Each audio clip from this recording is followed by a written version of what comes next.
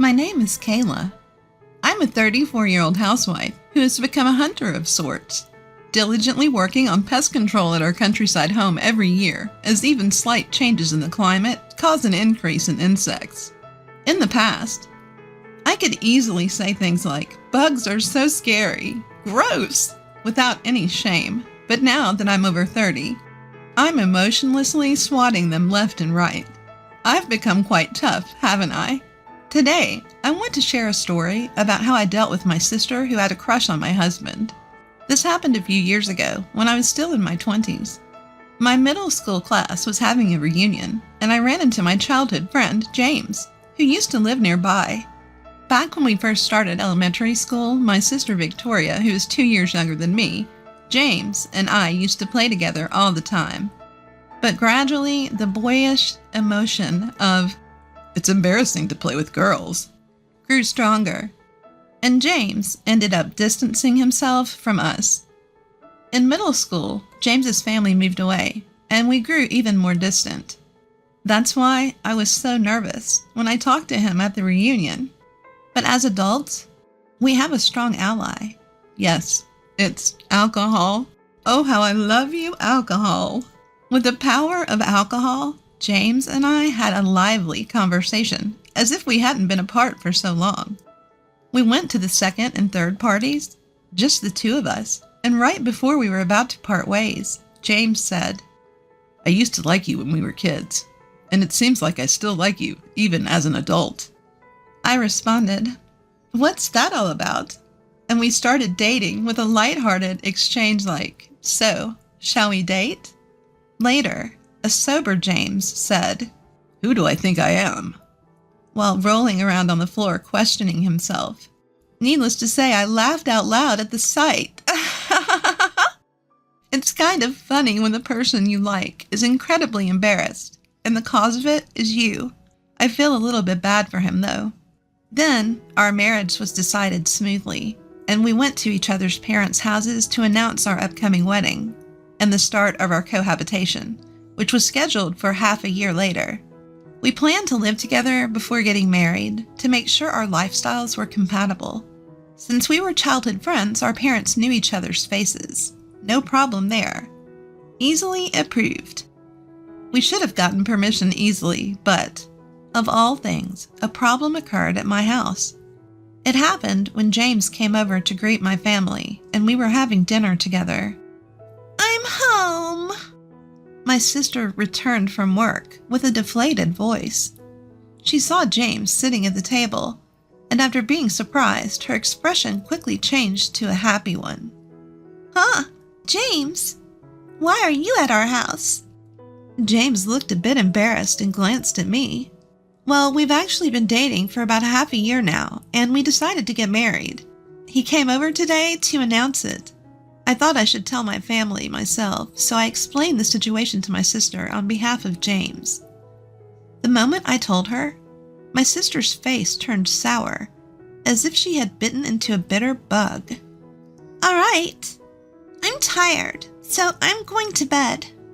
Bye." With that, she hurriedly went into her room and slammed the door shut. Wow, that was unpleasant. I looked at James, worried that I might have upset her. But he gave me a reassuring smile and said, "Don't worry about it. Just to clarify, my sister isn't usually like that. There must have been something about my upcoming marriage or cohabitation that bothered her. But even our parents had no issues with it, so why was my sister so upset?" Not understanding her feelings, I wondered whether I should directly ask her after James had left. When I was about to take a bath, I ran into her in the hallway. I stumbled over my words as she glared at me with a fierce expression. "I never thought you'd marry James. I've always loved him too. I'll never forgive you." With those furious words, she stormed off, her footsteps echoing angrily down the hallway. Her unexpected confession left me stunned. Really? She loved James too? I couldn't help but feel like this was something out of a daytime drama. I spent a sleepless night thinking about it, but eventually reached a conclusion. Did it really matter if my sister loved my fiancé? After all, we were already engaged. If James had said he loved my sister, it would have been a different story. But that wasn't the case. More importantly, if she had loved him since they were kids, she should have told him her feelings much earlier. It was her own fault for not doing so, and blaming me for it was misguided. I knew she might become more hostile, but I decided to let it slide, like a big-hearted older sister. Normally, this would be a heavy situation, but I chose to take a more optimistic view. Still, I was unsure whether to tell James about it. My sister's feelings could become known to him, but if I didn't tell him, he'd feel uncomfortable every time he came over without knowing why. So considering him as a party involved, I decided to tell him everything. If there's anything I can do, let me know. It doesn't seem like there's much I can do, though, James said, concerned about me. Well, it's a sisterly issue. If my sister tries to attack me, I might ask you to be my shield. Hey, don't joke about that. So that's how we decided not to think too deeply about it. Neither of us had any intention of changing our decision to marry, and it wasn't an issue we could convince my sister to understand. So, our choice was to leave it be. As expected, my sister's attitude toward me became much colder after that. On the first day, when I went to take a bath after her, I found that she had drained the bathtub. Ha ha ha! This isn't a big deal. There's always the shower. Honestly, I can even joke about my sister's petty attempts at annoying me. However, it was a bit much when she hid my makeup and wallet before work. I don't have time for a treasure hunt in the morning. I desperately searched, trembling at the thought of being late. Thanks to being late for work, twice in 1 week, I barely made it in, and my boss looked at me with cold eyes and said, "Is it because you're getting relaxed now that you're getting married?" Unforgivable. But no, I'm her older sister. I should forgive her. Or should I? Our parents were initially unaware of my sister's antics, but eventually, they noticed something was off when she started hiding valuables. My mom scolded her, saying, "Why are you acting so childish?" Well, it seems like the person herself probably didn't think much of it and just thought, "What a pain." But the problem was our dad. Dad had always favored my sister because he had to care for her as a baby when Mom fell ill. There was a tendency for him to dote on and have a preference for his younger daughter over me. Basically, he has developed a motherly instinct due to his experience with child rearing. I wouldn't say that I don't understand his feelings. I have the same feelings because I also grew up thinking of my younger sister, who went through tough times, as cute. If you're talking about an experience where I was compared to my younger sister and came up short, yes, that's right. The only time I felt my sister was favored over me was when Dad chose to go to the aquarium instead of the amusement park as I wanted. My mother was someone who would ask me if I wanted to go to the amusement park, so I don't have any painful memories of feeling inferior because of my father's preference for my younger sister. But if my mother had not been that kind of person, I would have felt a strong sense of inferiority. And to make matters worse, my friends at the time would say things like, "Your younger sister is more loved." So I just thought that there was some imbalance of affection everywhere. Well, maybe it's just my naturally optimistic personality. If there's someone who can bring me down, I'd like to see them try. Or something like that. But this time, Dad sided with my sister. It seems that she was talking about how my older sister took my boyfriend. In my father's mind, he already thought of him as the worst man who played around with both sisters. My sister can get married, but I couldn't help but wonder what would happen to my abandoned little sister. I couldn't blame him for taking sides. Regarding Dad's opinion, Mom said, "James doesn't seem like the type who can do such a thing." And with a half-convinced expression, she also listened to my opinion.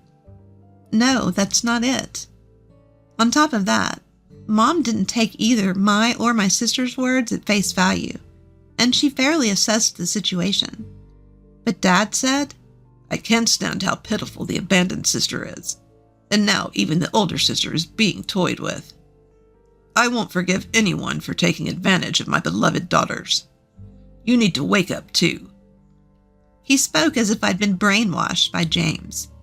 No matter what I say, he won't listen. Despite some difference in affection, he's a good father who truly loves my sister and me from the bottom of his heart.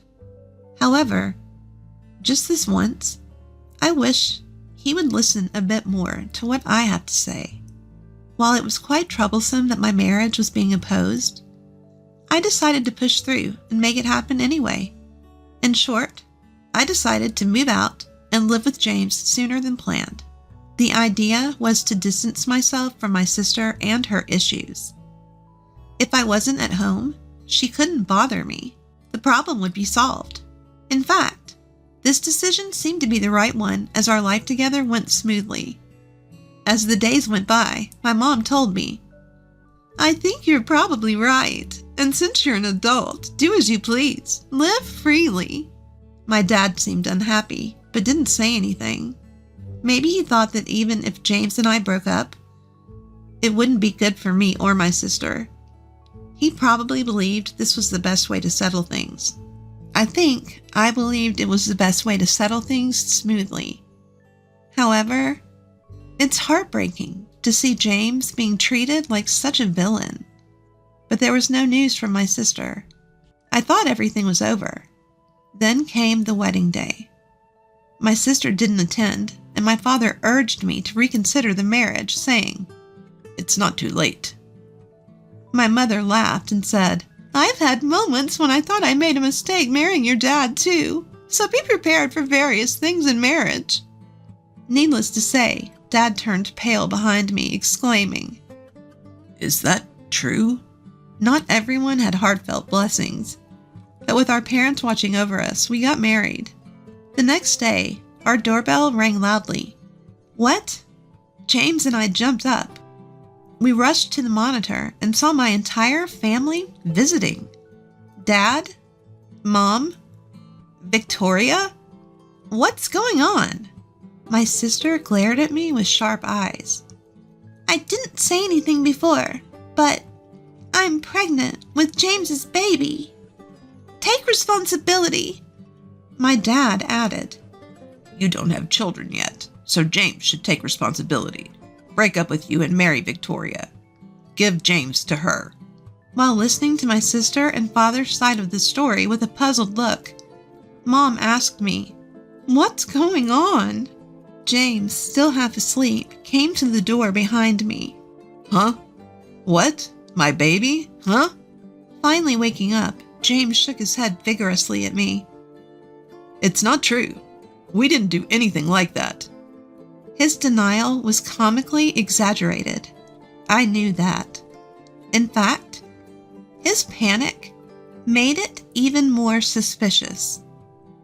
So he should stop. I wanted to laugh, but I kept quiet. What do you mean, James's baby? How many months are you? 2 months. If James doesn't take responsibility, this child will be fatherless. That's so sad, right? 2 months? I exchanged glances with James, startled by my sister's story. James and I burst into laughter. My confused parents didn't know what was going on.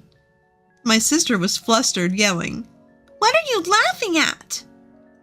I wiped tears from my eyes, laughing too much, and said, Well, I see. So it was 2 months ago, huh? I started tearing up from laughing too hard. Victoria, we had fun last time, didn't we? Huh? Oh, yeah. My sister panicked for a moment at James's sudden question. My parents didn't understand what James meant and glared at him with disgust. I was probably the only one who knew what he was trying to do. By the way, Victoria, how many abs do I have? What? Pfft. My sister was dumbfounded. I almost burst out laughing. Do you remember the number of my abs you saw 2 months ago? I accidentally lost them recently. Only James would describe his abs as if he'd lost something. I laughed so much I felt like my abs were popping out. What are you talking about, James? The correct answer is 0. I almost said, I know, but James confessed without paying attention to my sister's puzzled face over the fact that he didn't have any abdominal muscles. Even my mom couldn't help but laugh. Maybe whoever made the other person laugh would win this battle. Question 2. You've seen my moles, right? How many are there in total? Huh? No. What? My sister seemed confused about how to react to James's strange questions. It made sense. His goal was to confuse her and have fun with her. They never had physical contact, so she couldn't answer James's questions. If she slipped up, it would be funny, and he would play along. He kept asking questions instead of quickly denying it, enjoying the fact she couldn't answer. In fact, my mom started to feel something was off, wondering, isn't it strange for them to be this close? Of course. This kind of exchange wouldn't happen if they had really spent the night together, especially in front of our parents. Just having this conversation proved nothing happened. James was enjoying his own way of getting back at my sister, confusing her. He was so happy, like a child with a new toy, and had a very innocent expression on his face. What a scary guy. If she can't deal with this kind of joke, she can't be James's wife. And I watched my sister's reaction. She finally answered question 2 with desperation. 10, maybe? Bzzz, wrong. The correct answer is, I don't know either. My dad burst out laughing too. At the same time, he tried to hide his frustration. Enough, James. Stop messing around after leading on my daughters. I stopped my dad, who looked like he was about to grab James. Wait, listen. You said she's 2 months pregnant, right? If you think about when she got pregnant, it's impossible for James to be the father. Wait, what do you mean? My words caught my mom's attention. Can I say it? As I glanced at James, he reluctantly nodded, making a displeased face. No, wait a moment. Can I say it? Can you? Yeah, I can. Trying to be tough, James puffed out his chest. Well, father-in-law, mother-in-law, the truth is, during that time, I was stung by a bee on my, important male part. At that moment, everyone, even my sister, burst out laughing. Enough with the lies. There's no way you'd be stung there. My angry father and my mother laughing hysterically while clapping their hands. Well, it's embarrassing, but it's true. It was hot, so I thought I'd cool down a bit. I opened the window, thinking no one could see me, and just relaxed, naked. And then, that bee came flying in and stung me. James's face, even his ears, turned bright red. I tried not to laugh for his sake, but I couldn't help but burst out laughing. There's no way such an embarrassing guy exists. No, there's really such an embarrassing guy right here. James tried to argue against my father's words, but it wasn't something to be proud of. That doesn't prove the baby in my belly isn't James's. My sister, who had nearly lost her footing, seemed to have caught her breath and rejoined the battle. No, Victoria, think about it. A bee stung me on the important part. Dad, you can imagine the pain of having that vital area hurt, right? My sister fell silent at James's serious face. My dad, who'd been imagining the situation, looked down while gently holding his crotch. He tried to make a stern face, but it was clear he was starting to believe James's words. It's a really important, delicate area for men, so it was tough, I even called an ambulance. I was more embarrassed to be the one who sympathized. I couldn't help but retort at James's story. I had a fever and it was terrible. If someone made a baby in that condition, they'd have real extreme tastes. I could even ask the hospital that took care of me. My mom burst into laughter at James's quiet words. James, you used to take off your swimsuit when playing in our plastic pool, didn't you? Come on, show me the place where you were stung. Laughing loudly, my mom approached James with her hands rubbing together. What? It's already healed, so there's no evidence here. Why would I show you something like that? For some reason, he tried to hide his chest area that wasn't important and unrelated and escape from my mother's grasp. From the looks of it, my mom seemed to trust him now. I felt relieved. James, on the other hand, didn't seem to feel relieved in that. Well, yeah, I can sympathize with that as a man. I don't think anyone would make up such an embarrassing lie, and there's no need to check with the hospital. At that moment, my dad had kind eyes, as if he were respecting James's last shred of pride. I saw an expression I've never seen before. Ironically, because of where the sting was, understanding from living together seemed quick. I wonder if this also applies to the benefits of injury.